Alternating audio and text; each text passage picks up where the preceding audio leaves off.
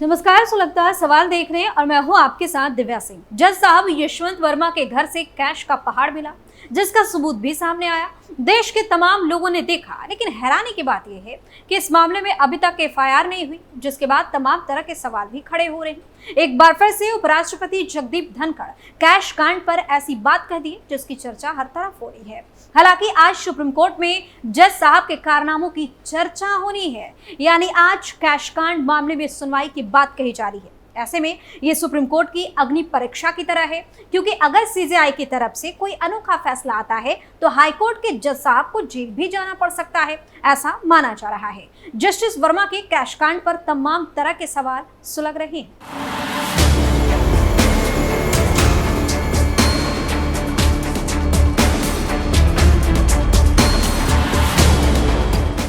क्या बड़ी मुसीबत में फंस गए जस्टिस वर्मा? जगदीप धनखड़ ने फिर क्यों उठाए सवाल? सुप्रीम कोर्ट में सुनवाई के बाद आगे क्या? कैश कांड कैसे मचाया देश भर में बवाल? इन सवालों ने सियासी पारा हाई कर दिया है और हर तरफ इसकी चर्चा भी खूब हो रही है। दरअसल मार्च 2025 में दिल्ली में हुए एक अग्निकांड के दौरान हाईकोर्ट के जज जस्टिस यशवंत वर्मा के सरकारी आवास से बेहिसाब नकदी बरामद हुई। इस सनसनीखेज मामले में अब तक कोई एफआईआर दर्ज नहीं की गई, जिस पर उपराष्ट्रपति जगदीप धनखड़ ने गंभीर सवाल उठाए। उनकी टिप्पणी ने न्यायिक व्यवस्था की पारदर्शिता और जवाबदेही पर एक नई बहस को जन्म दे दिया है। इस घटना के बाद सुप्रीम कोर्ट ने 3 न्यायाधीशों की एक आंतरिक समिति बनाई थी, जिसे अपनी जांच में आरोपों को विश्वसनीय माना। इसके बावजूद अब तक इस मामले में कोई एफआईआर दर्ज नहीं हुई। इस मामले को लेकर उपराष्ट्रपति ने सख्त नाराजगी जताई है और कहा कि ये केवल चिंताजनक नहीं है, बल्कि कानून के शासन पर भी सवाल खड़े करता है। मन को झकझोरने वाली घटना। बता दें कि वरिष्ठ अधिवक्ता विजय हंसारिया द्वारा संपादित पुस्तक द कॉन्स्टिट्यूशंस वी अडॉप्टेड के विमोचन कार्यक्रम में बोलते हुए उपराष्ट्रपति धनखड़ ने कहा कि लोग बेसब्री से इस सवाल का जवाब चाहते हैं। उस नकदी का स्रोत क्या था, इसका उद्देश्य क्या था, क्या न्यायिक व्यवस्था इससे प्रभावित हुई, और इस पूरे मामले में बड़ा दिमाग कसका लगा है। धनखड़ ने यह भी कहा कि यह घटना अरबों लोगों के मन को झकझोरने वाली है। उन्होंने कहा कि वैज्ञानिक फॉरेंसिक विशेषज्ञ गहन जांच की जरूरत है, जो सब कुछ उजागर करे और कुछ भी छिपा ना रहे। सच्चाई को सामने लाने की जरूरत है।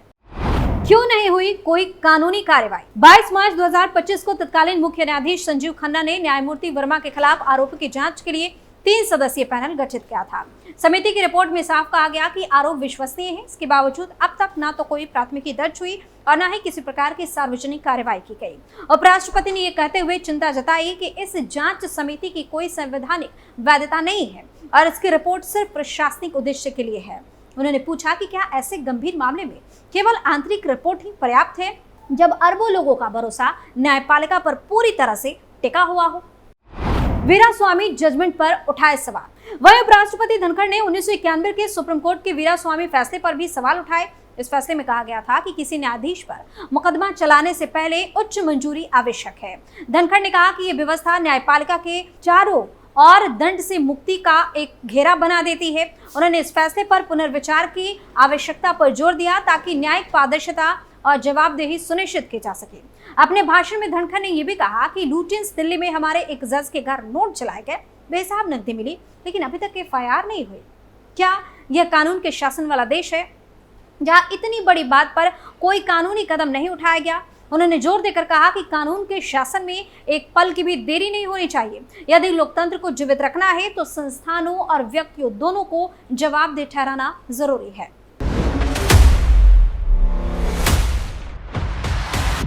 धनखड़ ने अपने भाषण में लोकतंत्र की 3 प्रमुख नींव अभिव्यक्ति, संवाद और जवाबदेही की चर्चा की। उन्होंने कहा कि अगर कोई सिर्फ अपनी बात कहना चाहता है और दूसरों की नहीं सुनना चाहता, तो ये लोकतंत्र नहीं, अहंकार है। उन्होंने ये भी कहा कि किसी व्यक्ति या संस्था को जांच से दूर रखना उसे पतित करने का सबसे निश्चित तरीका है।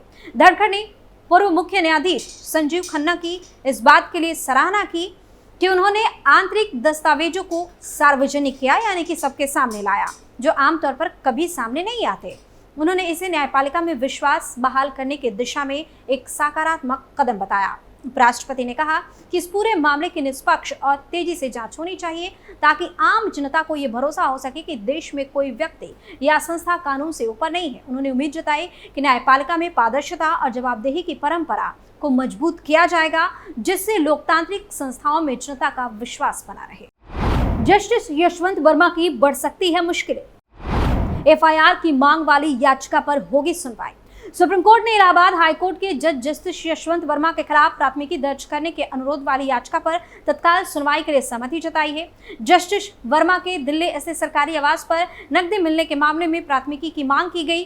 प्रधान न्यायाधीश वीआर गवई और जस्टिस एजी मसीह की पीठ ने वकील और याचिकाकर्ता मैथ्यूज नेदुम्परा की दलीलों पर गौर करते हुए कहा कि अगर खामियों को दूर कर दिया जाता तो एक दिन पहले यानी कि कल ही मामले में सुनवाई हो सकती थी। नेदुम्परा ने कहा कि अगर याचिका में कोई खामी है तो उसे दूर करेंगे। उन्होंने पीठ से आग्रह किया कि इसे बुधवार यानी कि आज के लिए सूचीबद्ध करें क्योंकि वो उपलब्ध नहीं है। पीठ ने खामियों को दूर करने की शर्त पर इसे बुधवार के लिए यानी कि आज के लिए सूचीबद्ध करने पर सहमति जताई। गौरतलब है कि जस्टिस वर्मा के सरकारी आवास पर 14 मार्च की रात आग लग गई थी। अग्निशमन टीम को आग बुझाने के दौरान एक स्टोर रूम में भारी मात्रा में जली हुई नकदी मिली। बाद में जस्टिस वर्मा का तबादला दिल्ली हाईकोर्ट से इलाहाबाद हाईकोर्ट कर दिया गया। किसने की कार्यवाही शुरू करने की बात। नेदुम्परा और 3 अन्य लोगों की तरफ से दायर याचिका में तत्काल आपराधिक कार्यवाही शुरू करने की मांग करते हुए कहा गया है कि आंतरिक समिति ने जस्टिस वर्मा के खिलाफ आरोपों को प्रथम दृष्टया सही पाया है। आंतरिक जांच से न्यायिक अनुशासनात्मक कार्यवाही हो सकती है, लेकिन वर्तमान कानूनों के तहत यह आपराधिक जांच का विकल्प नहीं है। आंतरिक जांच से आपराधिक कार्यवाही शुरू नहीं हो सकती। आंतरिक जांच आयोग ने इस मामले में जस्टिस वर्मा को दोषी ठहराया था। इसके बाद तत्कालीन प्रधान न्यायाधीश संजीव खन्ना ने जस्टिस वर्मा को इस्तीफा देने के लिए कहा था। जस्टिस वर्मा के इस्तीफा देने से इनकार करने के बाद तत्कालीन प्रधान न्यायाधीश ने राष्ट्रपति द्रौपदी मुर्मू और प्रधानमंत्री नरेंद्र मोदी को पत्र लिखकर जांच समिति की रिपोर्ट और जस्टिस वर्मा का जवाब भेजा था। बताया जा रहा है कि जस्टिस खन्ना ने जस्टिस वर्मा के खिलाफ महाभियोग की प्रक्रिया शुरू करने की सिफारिश भी की थी। पहले भी उपराष्ट्रपति ने उठाया सवाल। बता दें कि 1 महीने पहले भी उपराष्ट्रपति जगदीप धनखड़ मामले पर सवाल उठाए थे। हाईकोर्ट के एक न्यायाधीश के आवास से बड़े पैमाने पर नकदी की बरामदगी से जुड़े मामले में प्राथमिकी दर्ज न किए जाने पर सवाल उठाए और कहा कि क्या कानून से परे एक श्रेणी को अभियोजन से छूट हासिल है। धनखड़ ने कहा कि अगर ये घटना आम आदमी के घर पर हुई होती तो इसकी यानी कि प्राथमिकी दर्ज किए जाने की गति इलेक्ट्रॉनिक रॉकेट सरीखी होती, लेकिन उस मामले में तो ये बैलगाड़ी जैसी भी नहीं है। उपराष्ट्रपति ने कहा कि न्यायपालिका की स्वतंत्र जांच या पूछताछ के खिलाफ किसी तरह का सुरक्षा कवच नहीं है। उन्होंने कहा कि किसी संस्था या व्यक्ति को पतन की ओर धकेलने का सबसे पुख्ता तरीका उसे जांच से सुरक्षा की पूर्ण गारंटी प्रदान करना है। हाईकोर्ट ने 14 मार्च को होली की रात दिल्ली में न्यायमूर्ति यशवंत वर्मा के आवास पर लगी भीषण आग को बुझाने के दौरान वो कथित तौर पर बड़े पैमाने पर नोटों की जली गड्डियां बरामद होने के मामले की आंतरिक जांच के आदेश दिए थे। इसके अलावा न्यायमूर्ति वर्मा को दिल्ली उच्च न्यायालय से वापस इलाहाबाद हाईकोर्ट भेज दिया गया। क्यों कानूनी वैधता पर उठाए सवाल। धनखड़ ने मामले की आंतरिक जांच के लिए गठित 3 न्यायाधीशों की समिति की कानूनी वैधता पर भी सवाल उठाया था। उन्होंने कहा कि 3 न्यायाधीशों की समिति मामले की जांच करी है, लेकिन जांच कार्यपालिका का अधिकार क्षेत्र है, न्यायपालिका का नहीं।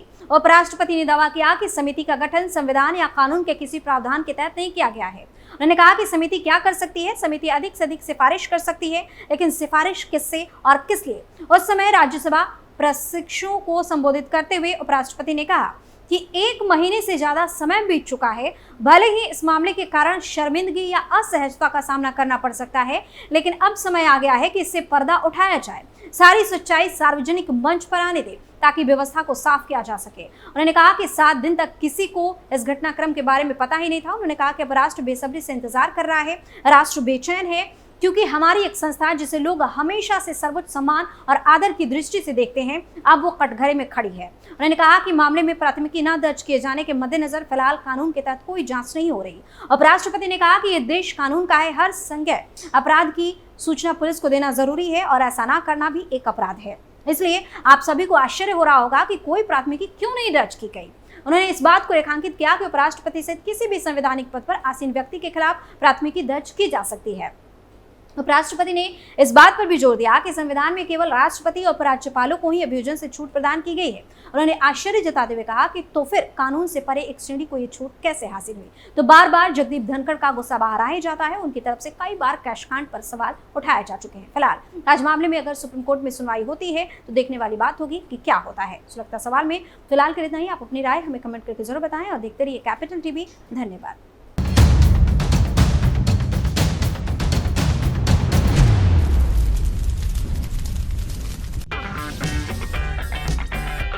अगर आपको हमारा वीडियो पसंद आया हो तो इसे लाइक करें, हमारे चैनल को सब्सक्राइब करें और हाँ, बेल आइकन दबाना ना भूलें ताकि आप तक हमारे वीडियो की नोटिफिकेशन पहुंचती रहे।